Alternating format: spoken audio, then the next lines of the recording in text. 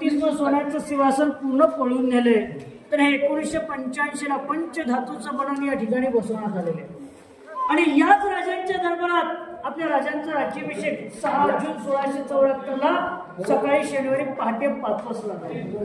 मग राजाने सकाळी पहाटे लवकर उठून देवदेवतांचं दर्शन घेतलं आणि राजा सिंहासनावरती अमृतास आपल्या आऊसाहेबांना काय म्हटले असतील की आऊसाहेब, आम्हाला आमचे मावळे आठवतात की ज्यांच्या जीवावरती आम्ही हिंदवी स्वराज्य स्थापन केले.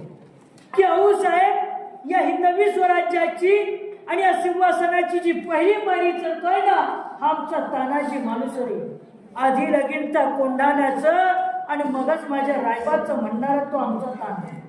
औषध लाख मिली तरी चालतील, या लाखाचा पोशिंदा मरता कामाने असे म्हणणारे ते आमचे बाजीप्रभू देशपांडे.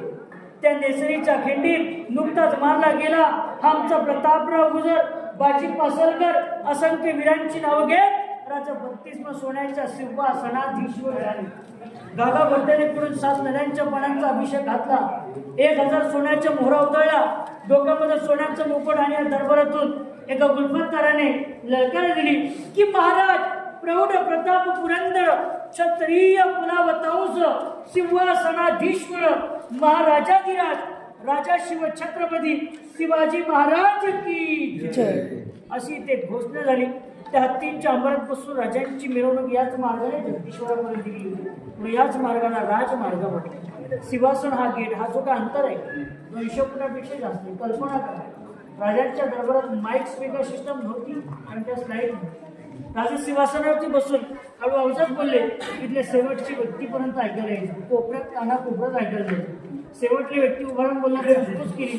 समजा आपण टिचकी वाजवली, छोटासा पेपर या ठिकाणावर पाहिला की राजांपर्यंत ऐकायला जायचं. याला एको सिस्टम म्हणतो. ज्या गेटमधून आपण माहिती घेतो हा नगारखाना. लांबून पाहिला की गेट ऑफ इंडिया सारखा दिसतो.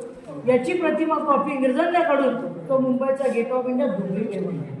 हा ओरिजिनल असा गेट आहे. याच्यावरती याच्या आतून 32 पायऱ्या आहेत. याच्यावरती नगारे तुथारे चौघडे वाजवले, गडाचे दरवाजे बंद केले जायचे म्हणून या गेटचं नाव आहे नगार.